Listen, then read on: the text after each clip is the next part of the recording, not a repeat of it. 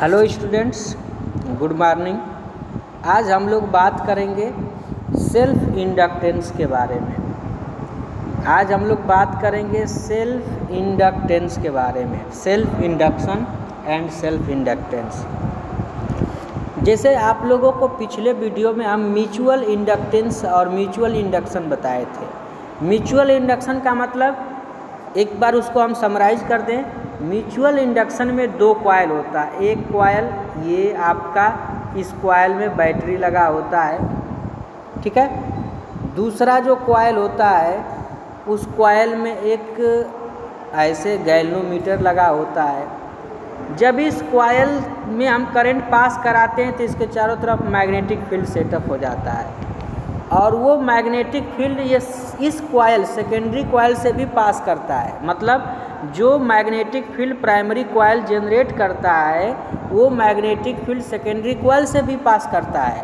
और जब इसका मैग्नेटिक फील्ड चेंज होता है तो सेकेंडरी कॉइल से पास होने वाला मैग्नेटिक फ्लक्स चेंज होता है, और इस फ्लक्स चेंज होने से इस सेकेंडरी कॉइल में एक ईएमएफ जनरेट होता है। तो ये म्यूचुअल इंडक्शन होता है, जिसमें दो कॉइल होते हैं। एक कॉइल मैग्नेटिक फील्ड प्रोड्यूस करता है और वो मैग्नेटिक फील्ड दूसरे कॉइल से पास करता है, और वो चेंज होने के दौरान उसमें ईएमएफ इंड्यूस्ड हो जाता है।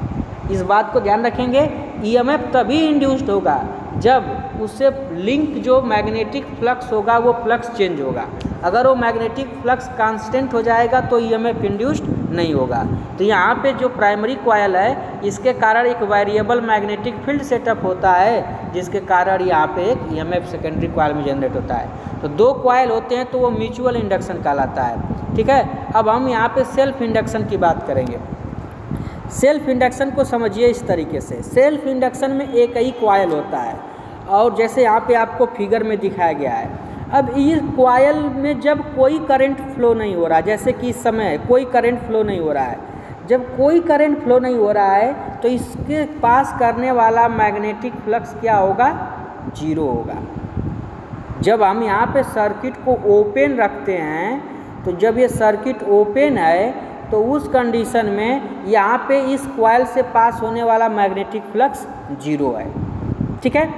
अब जैसे ही हम यहाँ पे सर्किट को क्लोज कर देते हैं, यहाँ पे सर्किट को क्लोज किए, जैसे ही क्लोज करेंगे इससे पास होने वाला मैग्नेटिक फ्लक्स तुरंत यहाँ पे ऐसे एक मैग्नेटिक फील्ड सेटअप हो जाएगा। ये मैग्नेटिक फील्ड इसी के द्वारा जनरेट हो रहा है। तो जब हम यहाँ पे करंट ऑफ किए थे तो उस समय मैग्नेटिक फ्लक्स जीरो था, और जैसे ही करंट को ऑन किए, यहाँ पे कुछ मैग्नेटिक फ्लक्स यहाँ पे तुरंत जनरेट हो गया। तो मतलब उस कॉइल से, जो खुद कॉइल है, वही कॉइल मैग्नेटिक फ्लक्स जनरेट भी कर रहा है, और उसी कॉइल से मैग्नेटिक फ्लक्स चेंज भी हो रहा है। तो उसी कॉइल में जो कॉइल मैग्नेटिक फील्ड जनरेट कर रहा है, उसी कॉइल में अचानक मैग्नेटिक फ्लक्स जो है चेंज हो गया, जीरो से ये हो गया। तो जब अचानक मैग्नेटिक फ्लक्स चेंज हुआ तो इस कॉइल में एक ईएमएफ इंड्यूस्ड हो जाता है। तो इस तरीके का जो प्रोसेस कहलाता है सेल्फ इंडक्शन। सेल्फ इंडक्शन में क्या है कि वही कॉइल मैग्नेटिक फील्ड भी जनरेट करता है, और उसी से पास होने वाला मैग्नेटिक फ्लक्स चेंज होता है। मतलब इस कॉइल से जो मैग्नेटिक फ्लक्स चेंज हुआ है वो उसी के द्वारा, खुद के द्वारा जनरेट हुआ है, ठीक है। तो ये प्रोसेस कहलाता है सेल्फ इंडक्शन। यदि हम करंट को बढ़ाएं या घटाएं, जैसे यहाँ पे जीरो करंट है तो यहाँ पे मैग्नेटिक फ्लक्स आपको क्या मिल रहा है? जीरो करंट में मैग्नेटिक फ्लक्स जीरो। करंट कुछ हुआ तो मैग्नेटिक फ्लक्स ∅1 हो जाएगा। करंट को और बढ़ाएंगे तो और मैग्नेटिक फ्लक्स इंक्रीज होगा। तो जब से जैसे मैग्नेटिक फ्लक्स इंक्रीज होगा, जो कि करंट के ऊपर डिपेंड करता है, यहाँ से करंट को घटा बढ़ा सकते हैं, वेरिएबल रेजिस्टेंस है। तो यहाँ से करंट को घटाएं बढ़ाएंगे तो इससे पास करने वाला मैग्नेटिक फ्लक्स भी घटेगा बढ़ेगा। तो इस जब मैग्नेटिक फ्लक्स चेंज होगा तो यहाँ पे ईएमएफ इंड्यूस्ड होगा, ठीक है ना। देखिए, जब जीरो करंट था तो उस समय कोई मैग्नेटिक फील्ड नहीं। जैसे ही करंट को हम ऑन किए, यहाँ पे कुछ मैग्नेटिक फील्ड लाइन्स इससे पास करने लगी। करंट को और थोड़ा इंक्रीज किए, जब ज़्यादा इंक्रीज किए तो यहाँ पे देखिए बहुत सारी मैग्नेटिक फील्ड लाइन्स इससे पास होने लगी। तो इन तीनों फिगर में देखेंगे तो मैग्नेटिक फ्लक्स जीरो यहाँ पे कुछ मैग्नेटिक फील्ड लाइंस मिल गई, यहाँ पे बहुत ज़्यादा मैग्नेटिक फील्ड लाइंस मिल गई। तो जब मैग्नेटिक फील्ड लाइंस जब चेंज हो रही हैं तो इसमें इस कॉइल में एक ईएमएफ इंड्यूस्ड हो रहा है। तो इस कॉइल में एक ईएमएफ तो हम ऑलरेडी अप्लाई किए हैं, ये एक्सटर्नल ईएमएफ है, और एक ईएमएफ यहाँ पे इंड्यूस्ड होगा, उसको बोल देंगे इंड्यूस्ड ईएमएफ। तो यहाँ पे उसी इंड्यूस्ड ईएमएफ के कारण यहाँ बोला जाता है ये सेल्फ इंडक्शन। तो सेल्फ इंडक्शन का डिफिनीशन क्या होगा, सुन लीजिए। Definition of self induction: self induction is the phenomena of production of induced EMF in a coil when changing of current hence magnetic flux passes through it. एक बार और सुन लेंगे। Self induction is the phenomena of production of induced EMF in a coil due to changing of current hence magnetic flux passes through it. ठीक है, यह एक phenomena है जो कि किसी कॉइल में ईएमएफ इंड्यूस्ड होता है, वो ईएमएफ जो इंड्यूस्ड होता है उसी कॉइल में पास करने वाली करंट के चेंज होने से मैग्नेटिक फ्लक्स चेंज होता है और उसी के कारण वहाँ पे ईएमएफ इंड्यूस्ड होता है। तो ये आपको बता दिया गया सेल्फ इंडक्शन। ठीक है, ये आपको सेल्फ इंडक्शन बताया गया। अब हम बात कर रहेंगे सेल्फ इंडक्टेंस। यहाँ पे हेडिंग आपको लिखा गया है, यहाँ पे सेल्फ इंडक्टेंस भी लिखा गया है। तो सेल्फ इंडक्टेंस क्या होगा, इस चीज़ को देखिए।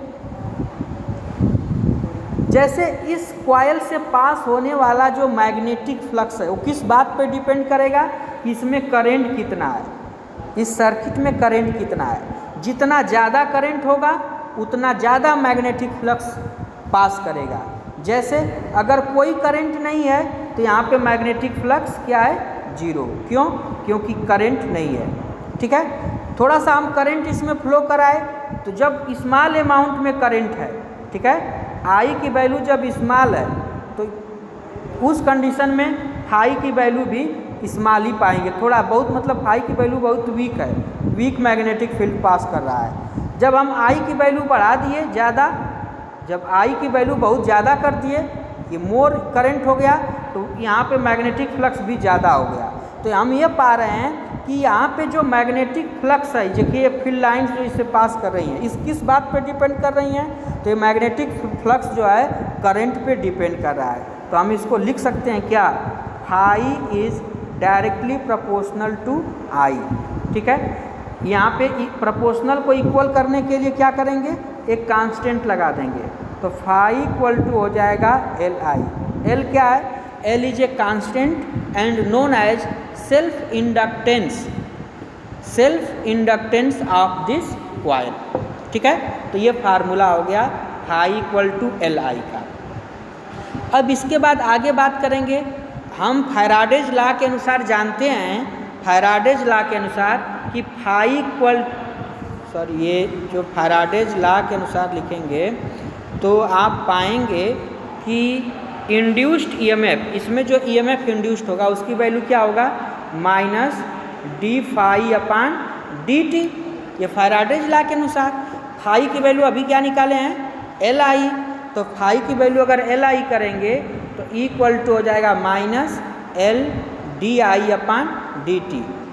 ठीक है, यहाँ पे एल को बाहर क्यों किए हैं, फाई की वैल्यू यहाँ से रखे हैं, देखिए यहाँ से फाई की वैल्यू इसमें रख दिए हैं। एल को बाहर इसलिए किए हैं क्योंकि एल क्या है, कांस्टेंट है। तो ई की वैल्यू जो है इस फॉर्म में ऐसे मिल जाएगा।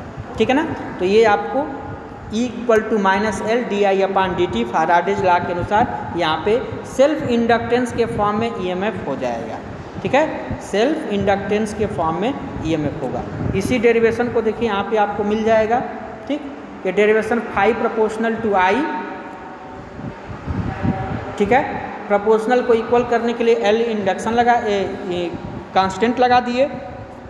फिर यहाँ पे एल क्या है, एल एक कांस्टेंट है जिसको बोलते हैं सेल्फ इंडक्टेंस। ठीक है, फैराडेज लॉ के अनुसार ईएमएफ इसमें कितना इंड्यूस्ड होगा, तो ईएमएफ होगा minus D phi upon D T. But phi equal to अभी क्या निकाले हैं, अभी फाई इक्वल टू निकाले हैं एल आई, रख देंगे तो ये बन जाएगा। ठीक है, ये चीज़। अब हम बात करेंगे, ये तो आपका हो गया सेल्फ इंडक्टेंस के बारे में। अब सेल्फ इंडक्टेंस का डिफिनीशन, तो अगर इसी फार्मूले में हम लिख दें, फार्मूला क्या मिला है, equal to minus L D I upon D T, ये फार्मूला मिला है।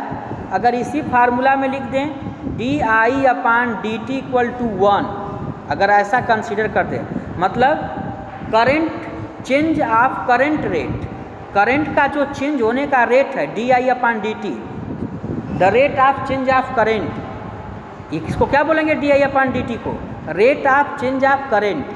यदि rate of change of current 1 हो तो उसकी वैल्यू ई की वैल्यू क्या हो जाएगा, ई की वैल्यू हो जाएगा माइनस एल, मतलब इंड्यूस्ड ईएमएफ जो है सेल्फ इंडक्टेंस के बराबर हो जाएगा, इंड्यूस्ड ईएमएफ सेल्फ इंडक्टेंस के बराबर हो जाएगा।